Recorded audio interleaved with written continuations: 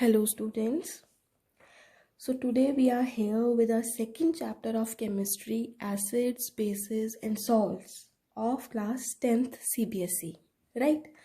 तो हम लोगों ने जो फर्स्ट चैप्टर करा था केमिस्ट्री का केमिकल रिएक्शंस एंड इक्वेशंस, उसके आई होप आपको जो मेरे 5 लेक्चर्स थे वो समझ आए होंगे. उन लेक्चर्स में मैंने एनसीईआरटी के क्वेश्चंस भी डिस्कस किए हैं, थोड़े से एक्स्ट्रा क्वेश्चंस भी डिस्कस किए हैं. So go through those lectures if you have not been through those lectures. Understand them, try to understand them, and if you feel any kind of problem, you are free to contact. You can even comment, or you can even contact on the number that is being given, right? Because we have to take advantage of this lockdown also. We cannot just leave our studies like that, right ना? क्योंकि you never know कि कब आपके exams शुरू हो जाएंगे, कब आपको वो बोल दें कि अभी हमने एग्ज़ाम्स लेने हैं, क्या पता जब स्कूल खुले साथ के साथ ही वो ले लें. सो हम लोगों को हर एक चीज़ के लिए प्रिपेयर होना चाहिए बहुत अच्छे से. ठीक है जी. तो आज हम लोग जो चैप्टर स्टार्ट करने लगे हैं हमारा नया, that is acids, basis and salts. बच्चे ये chapter acids, basis and salts हमने इसके बारे में थोड़ा सा ऑलरेडी जो हमारी 7th क्लास थी उसमें पढ़ा हुआ है. ठीक है. उस वहाँ पे हम लोगों ने इस चैप्टर के बारे में थोड़ा कम डिटेल में पढ़ा था. इस चैप्टर में हम लोग बहुत ही ज़्यादा डिटेल में पढ़ेंगे. ठीक है. You will get to know what are the different kinds of acids, what are the different kinds of bases, and what are the salts, right? Now let's start. First of all, हमारी surrounding में बहुत सारे ऐसे substances हैं जिनको हम लोग classify कर सकते हैं इनटू एसिड्स एंड बेसिस. ठीक है. अभी हम लोग डेली रूटीन में भी बहुत सारी ऐसी चीज़ें यूज़ करते हैं which are acidic in nature और which are basic in nature.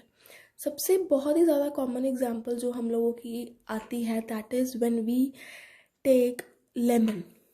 Lemon is having citric acid in it.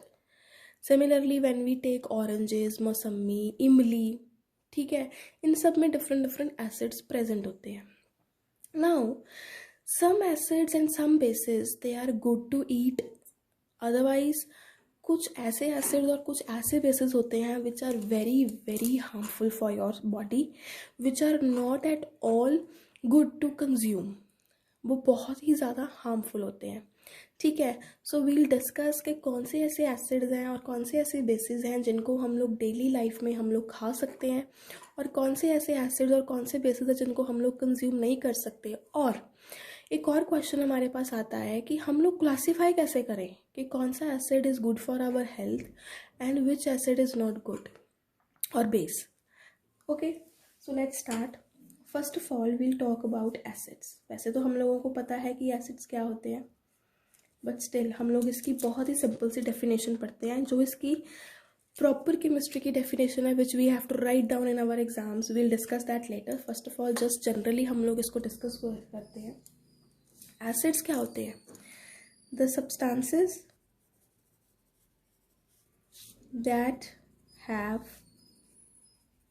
sour taste. sour taste मतलब खट्टा. वो सब्सटेंसेस, वो चीज़ें जिनका टेस्ट खट्टा होता है. ठीक है. जो स्वाद में खट्टी होती है, जो भी हम लोग खाते हैं वो स्वाद में जो खट्टी चीज़ें हम लोगों को फील होती हैं उन सबको हम लोग एसिड्स बोलते हैं, बिकॉज उनमें एसिड्स होता है. फॉर एग्जाम्पल, जो चीज़ें हम लोग खा के पता कर सकते हैं कि they are acidic in nature, उनकी बहुत ही बेसिक एग्जाम्पल हमारे पास आती है लेमन.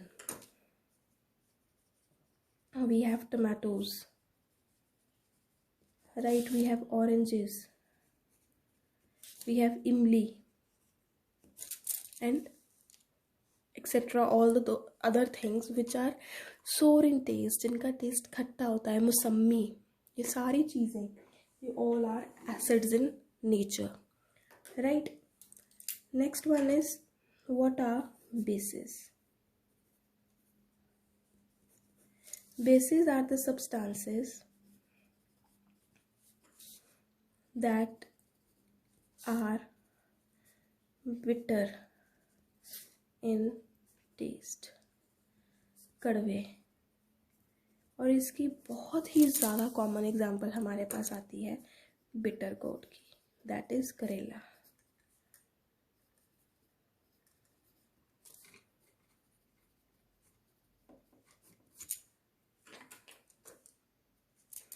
करेला स्वाद में कैसा होता है? कड़वा होता है, नाम ही उसका बिटर गोर्ड है, राइट। करेला हो गया, ये सारी चीज़ें जिनमें हम लोगों को कड़वेपन का स्वाद आता है, वो चीज़ें हम लोग बेस कहते हैं। एंड मोर ओवर अगर बेस की पहचान और अच्छे से करनी हो, दे हैव अ सोपी टच, स्लिपरी नेचर। मीन्स जब हम लोग उनको टच करते हैं तो हम लोगों को फील होता है दैट दे आर स्लिपरी। जब उनको, जैसे for example soap, it is also basic in nature but never ever taste that because it is very harmful for your body, right ना। अभी बहुत सारी चीज़ें हैं जैसे एसिड्स एंड बेसिस हैं which we can not taste, we can not consume.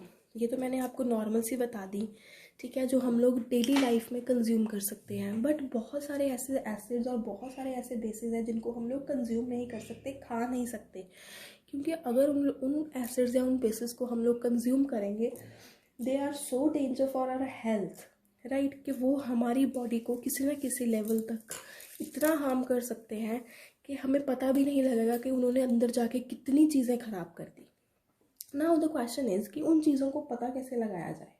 How can we discuss, how can we find out that which acids and which bases are not good for us and which acids and which bases are good for us. How we can identify by using indicators.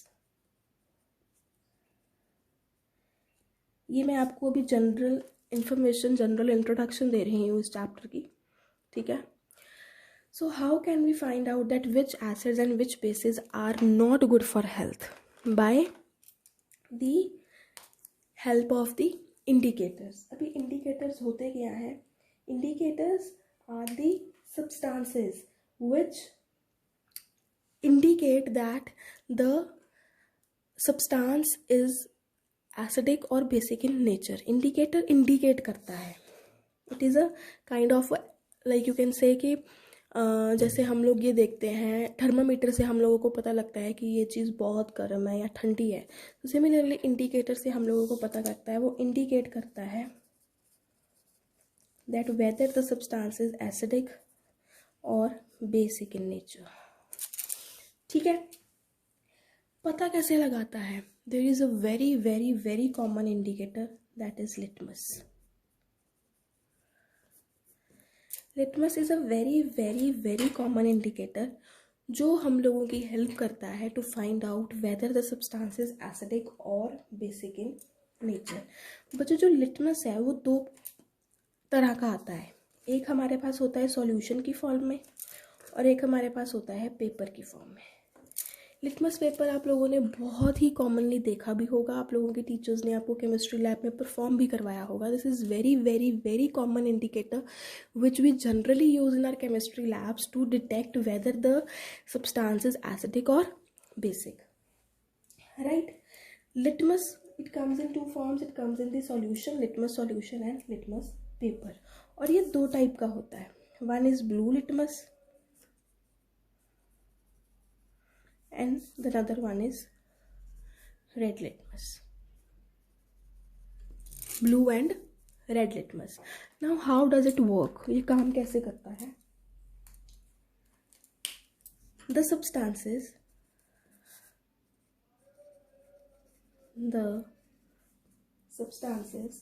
that changes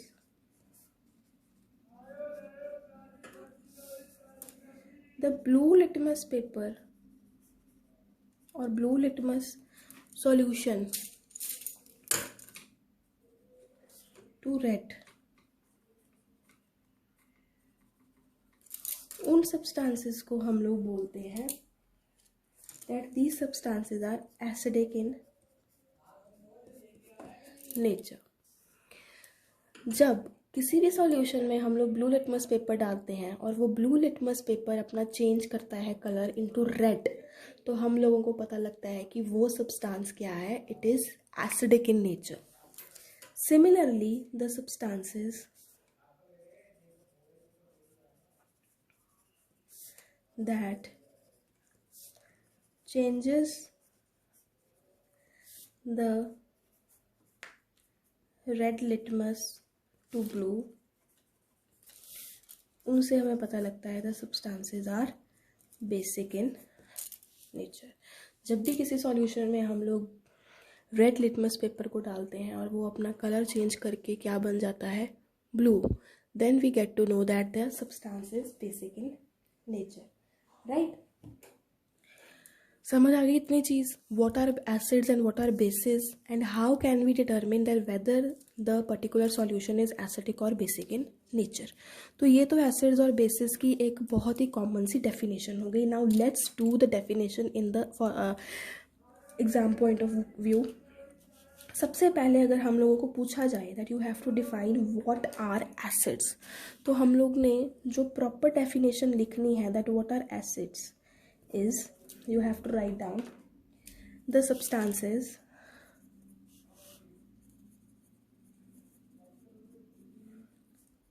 which on dissolving in water, or you can write down which on dissolving in aqueous solution, obviously it will having water, or water produces H positive ions are called acids। मतलब वो substances जिनको हम लोग aqua solution में डालते हैं, पानी में डालते हैं, और वो H पॉजिटिव आयंस प्रोड्यूस करते हैं, उनको हम लोग क्या बोलते हैं, एसिड्स। फॉर एग्जांपल हमारे पास HCl है, हाइड्रोक्लोरिक एसिड। इसको जब हम लोग पानी में डालेंगे तो ये क्या देगा हमें, पॉजिटिव और नेगेटिव दोनों ions. It will give out H positive and chlorine negative ion. तो इसने यहाँ पे क्या दिया, इसने हम लोगों को H पॉजिटिव आयंस दिए। तो इससे हम लोगों ने क्या पता लगाया, that HCl is acidic as on reacting with water to give H positive ions।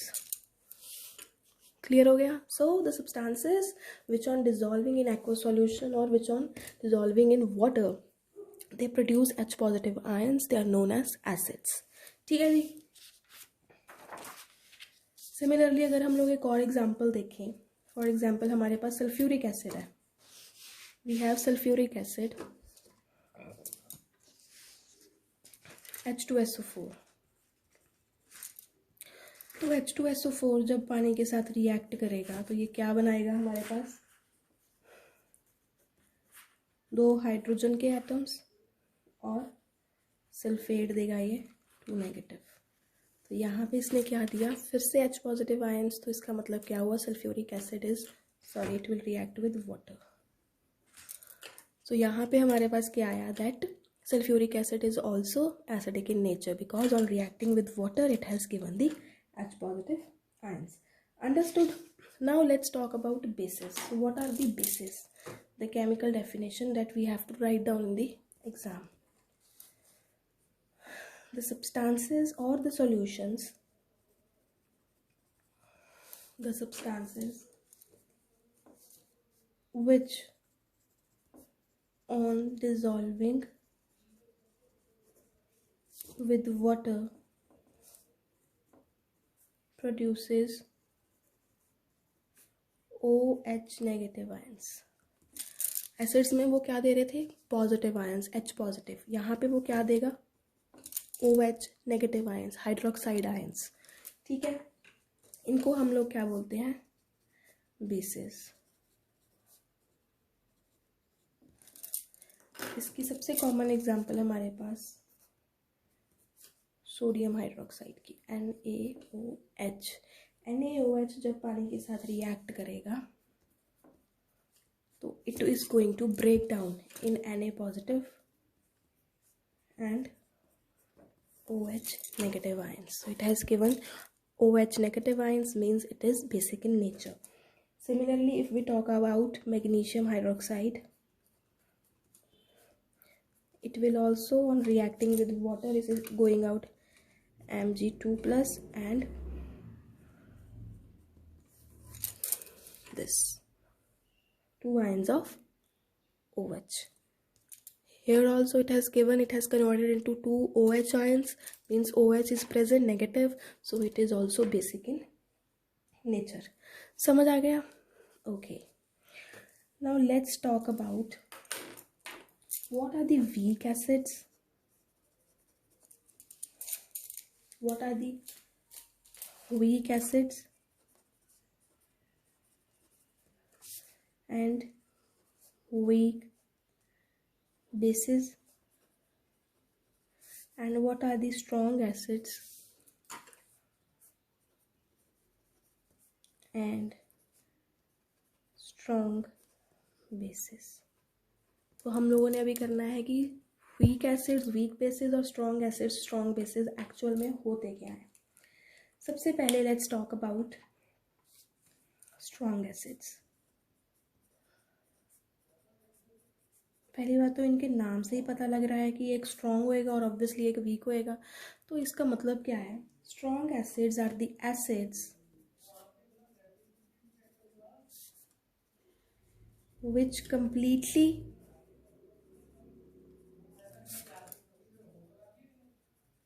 dissolves in water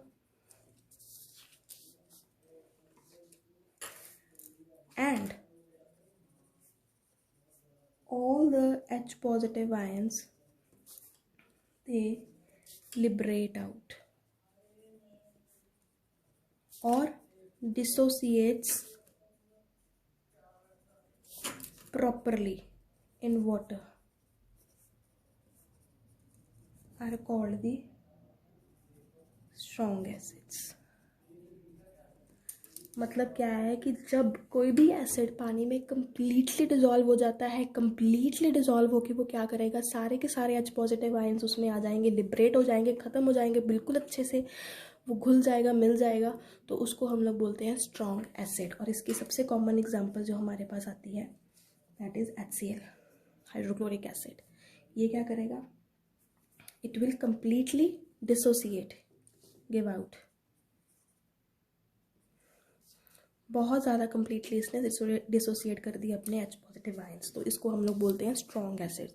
strong acids क्या होते हैं? वो एसिड्स जो पानी में बहुत ही अच्छे से घुल जाएं, मिल जाएं और अपने H पॉजिटिव आयंस को कम्प्लीटली डिसोसिएट कर दे, उनको हम लोग बोलते हैं स्ट्रॉन्ग एसिड्स. ठीक है.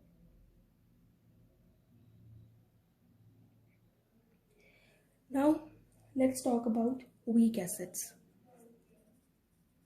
ये उल्टा है स्ट्रॉन्ग का, जो अच्छे से डिसोसिएट ना करें, which does not, I will not right the complete definition, does not dissociates completely, उनको हम लोग बोल देते हैं वीक एसिड्स. इसकी जो एग्जांपल है वो सबसे कॉमन तो हमारे पास आती है एसिटिक एसिड की, CH3COOH. क्या होगा जब ये पानी में डिजॉल्व करेगी? So what is going to happen? It is going to break out like this. उसने H पॉजिटिव आयन तो दिया है, पर CH3 में भी तुम लोग देख रहे हो कि H है, तो वो कम्प्लीटली डिसोसिएट नहीं करा. H पॉजिटिव तो उसने अलग से दिया है, पर CH3 में भी क्या है? H है, H is there. So it has not completely dissociated, means it is not a strong acid, it is a weak acid. Similarly, the acids that we use in our daily life, lemons, oranges, they all are weak acids because they have the less concentration of H positive ions. ठीक है जी, इतना समझ आया. Similarly, let's talk about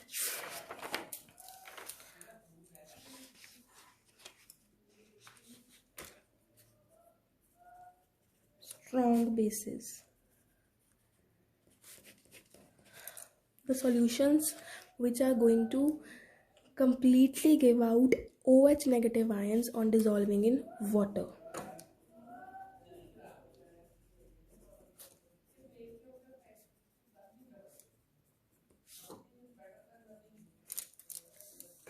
On dissolving in water. They are known as strong bases. बहुत ही ज़्यादा completely liberate out करती हैं ये लोग. For example, हमारे पास sodium hydroxide. In case of sodium hydroxide, what happens when it dissolves in water? It reacts with water. It gives out sodium ions and hydroxide ions.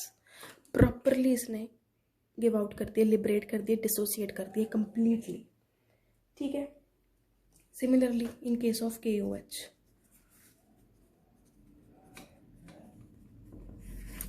खत्म कर दिया.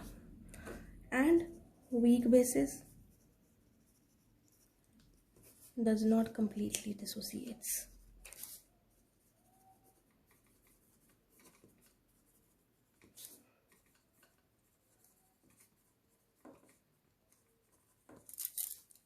और इसके जो हमारे पास एग्जांपल आएगी that is NH4OH ammonium hydroxide की.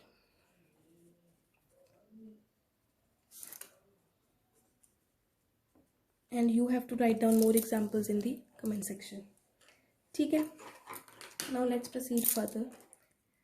हम लोग जब केमिस्ट्री लैब में जाते हैं या फिर हम लोग अपनी बुक्स में पढ़ते हैं तो बहुत सारे जो एसिडिक और बेसिक सॉल्यूशंस हैं उनके आगे लिखा होता है ब्रैकेट में CONC डॉट और DIL डॉट. तो what is the meaning of this? CONC dot means concentrated. अगर किसी भी बेस या एसिड के आगे लिखा हुआ है CONC डॉट मीन्स वो कॉन्सेंट्रेटेड है. कॉन्सेंट्रेटेड का मतलब होगा कि it has more amount of acid or base and less amount of water in it. And one more thing you have to remember that whenever the substances they are concentrated, the solutions they are concentrated, they are more harmful and dilute more water, less acid or base. And ये dilute solutions को हम लोग easily carry out कर सकते हैं but फिर भी you have to take these concentrated और dilute acids under the observation of the supervision. आपका टीचर आपके साथ प्रेजेंट होना चाहिए.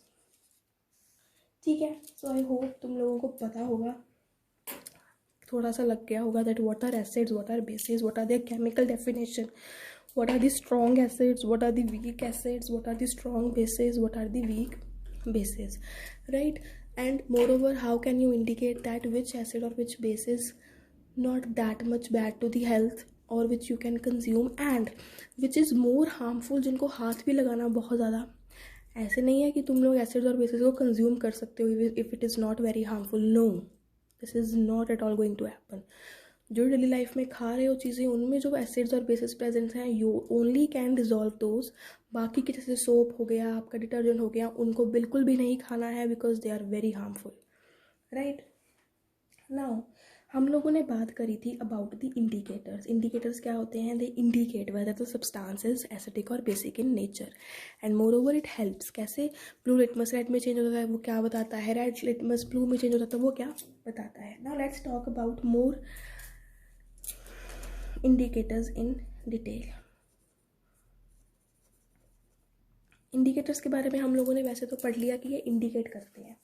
नाउ कौन से एसिड्स कौन से बेसिस हम लोग टेस्ट कर सकते हैं, खा सकते हैं, ये सब लोग हम लोग इंडिकेटर्स के थ्रू जान सकते हैं. इंडिकेटर्स क्या करते हैं? ये इंडिकेट करते हैं whether they will change the smell, they will change the colour, they will change the taste, they can do anything, right? और ये जब तक तुम लोग केमिस्ट्री लैब में परफॉर्म नहीं करोगे you will not be able to understand this because it is very important to perform these experiments in the lab. Now there are two types of indicators.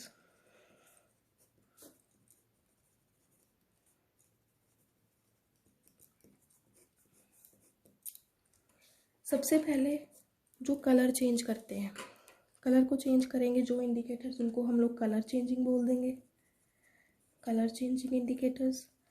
और जो इंडिकेटर्स स्मेल प्रोड्यूस करेंगे उनको हम लोग बोल देंगे ऑल्फैक्टरी इंडिकेटर्स। ऑल्फैक्टरी लोब से जो आप लोगों को पता लगेगी कि उसकी स्मेल कौन सी है।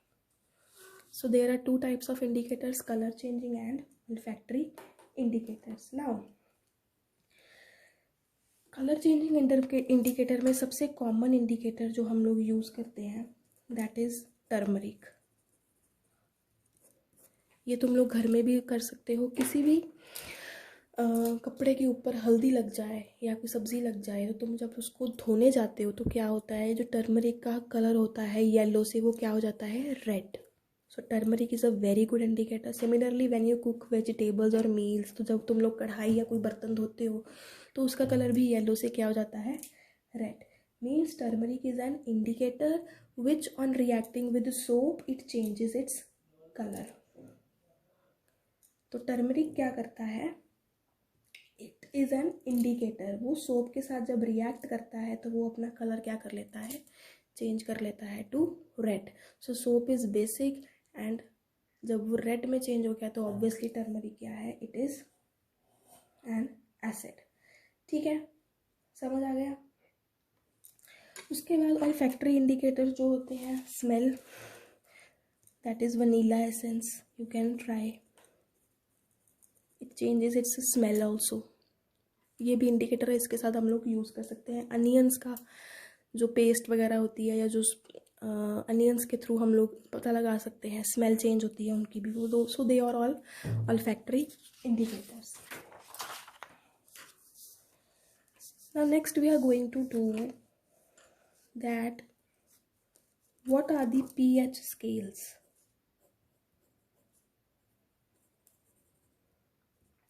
ये वर्ड आप लोगों ने बहुत बारी, often you listen about this word, what are the pH scales। first of all the full form of this is potential of hydrogen,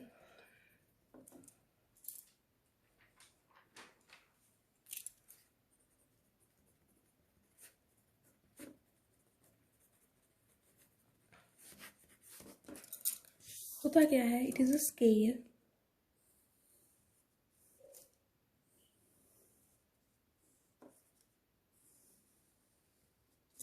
like this. यहाँ पे H पॉजिटिव और यहाँ पे OH नेगेटिव और सेंटर में इट इज़ न्यूट्रल। मतलब जब ये सेंटर में H और OH आ जाते हैं तो जब ये आपस में रिएक्ट करते हैं they give out water. So this is neutral. तो न्यूट्रल की जो वैल्यू है दैट इज़ 7।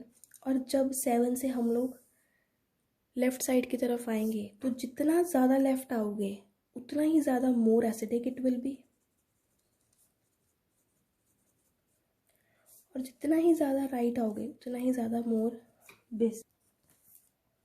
0 से लेके 14 तक इसकी स्ट्रेंथ होती है and 7 is neutral. Now how this pH scale is used, इसको डिटर्मिन कैसे करते हैं, इसको यूज़ करके हम लोग पीएच की value by a universal indicator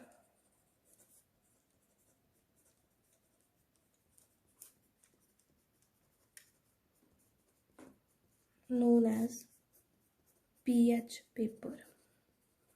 इसको यूनिवर्सल इंडिकेटर इसलिए बोलते हैं क्योंकि इसके ऊपर कोई मर्जी सॉल्यूशन डाल दो ये कोई ना कोई कलर ज़रूर शो करेगा। So it is a universal indicator because कोई भी सॉल्यूशन जब डालोगे it will show some kind of colour.